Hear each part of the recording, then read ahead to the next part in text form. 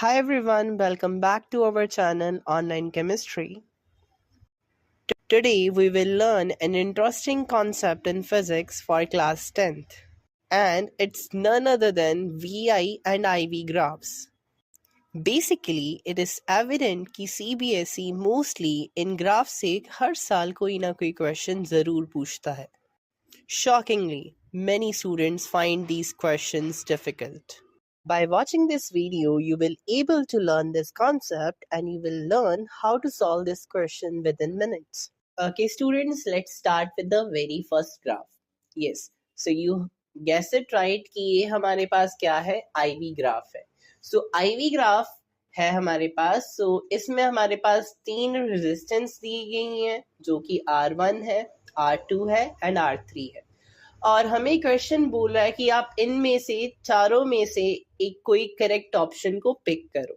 सो पहला ऑप्शन हमें कह रहा है कि जो हमारे पास सारी तीनों रेजिस्टेंसेस हैं जैसे कि R1, R2 एंड R3 वो सब क्या है? सेम है. Coming to the second option हमें बोल रहा है कि जो सबसे ग्रेटेस्ट रेजिस्टेंस है वो R1 है. अब उसके बाद R2 आएगी और उसके बाद सबसे कम जो है हमारे पास R3 है. Coming to the third option हमें कह रहा है सबसे ज्यादा ग्रेटेस्ट R3 है. R3 के बाद R2 उससे कम है एंड देन R1 सबसे लीस्ट है.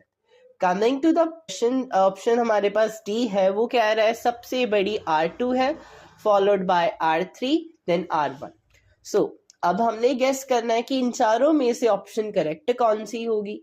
सो I am just giving you 5 seconds जिससे आप क्या करो, गेस करो कि कौन सी ऑप्शन करेक्ट हो सकती. सो स्टूडेंट्स, जब भी हम IV ग्राफ को करेंगे देन हमारे पास एक कॉन्सेप्ट को हमने हमेशा याद रखना है. So the concept would be that जब भी हम IV ग्राफ लोड करते हैं देन हमारे पास कंडक्टेंस आती होती है. एंड हमने अपनी क्लासेस में ये चीज़ पढ़ी हुई है कि जो कंडक्टेंस होती है वो इन्वर्सली प्रोपोर्शनल होती है किसके? रेजिस्टेंस के. अब यहाँ पर देखने की बात है, अब यहाँ पर सबसे बड़ी जो स्लोप थी वो क्या थी? हमारे पास R1. अब ये रेजिस्टेंस को शो नहीं कर रही, ये कंडक्टेंस को शो कर रही है. सो अब जितनी बड़ी स्लोप होगी IV ग्राफ में उसकी रेजिस्टेंस उतनी ही ज़्यादा क्या होगी? कम होगी. एंड वाइसा वर्सा जितनी छोटी स्लोप होगी जैसे कि इस केस में किसकी थी? R3 की थी, उतनी ज़्यादा उसकी क्या हो जाएगी?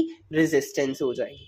अब ये कॉन्सेप्ट किस ऑप्शन के साथ मैच कर रहा है? वो ऑप्शन है हमारे पास C ऑप्शन जिसमें बोला गया है सबसे बड़ी रेजिस्टेंस कौन सी है? R3.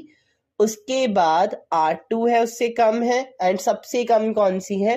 R1 है. Hope this concept is clear to you students. Okay students, now we are going to do another question type that is VI graph के ऊपर हम एक क्वेश्चन करेंगे. This would be little tricky ताकि आप समझ सको कि CBSE हमसे क्वेश्चन कैसे पूछ सकता है. So the question is VI graph for wire A and B is shown here. Means हमारे पास एक ग्राफ शो किया गया है दो वायर्स के लिए जिनका नेम पर्टिकुलरली A और B है. दोनों वायर्स जो है हमारे पास सीरीज में कनेक्ट है बैटरी के साथ. एंड क्वेश्चन हमसे पूछा जा रहा है which of two will produce more heat per unit time. And हमने उस चीज को जस्टिफाई करना है. सो क्वेश्चन सिंपली हमसे पूछा जा रहा है कि कौन सी ज्यादा हीट प्रोड्यूस करेगी. सो पहला कॉन्सेप्ट, अगर VI ग्राफ है जितनी बड़ी स्लोप उसकी उतनी ज्यादा उसकी क्या होगी? रेजिस्टेंस होगी. अब यहाँ पर हमसे ये क्लैरिटी मिली कि हाँ जो A वायर की रेजिस्टेंस होगी वो ज्यादा होगी एज कंपैरेटिव टू B. अब हमने एक क्वेश्चन पढ़ा हुआ है, अब हमने देखना है कि हीट का फॉर्मूला क्या होता है. अगर मैं बात करूं हीट का formula that would be H is equal to I square RT. आ जाए हीट किसके ऊपर डिपेंड कर रही है? I स्क्वेयर RT के ऊपर, मीन्स करंट के ऊपर, रेजिस्टेंस के ऊपर और टेम्परेचर के ऊपर.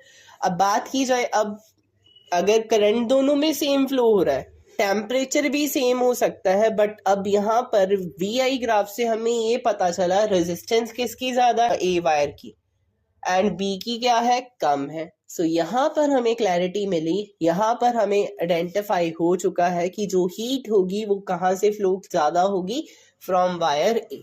Hope so this concept is clear to you students. Follow our page on YouTube, Online Chemistry, and YouTube channel Chemistry with Ritik for more such question and for more such content. Thank you.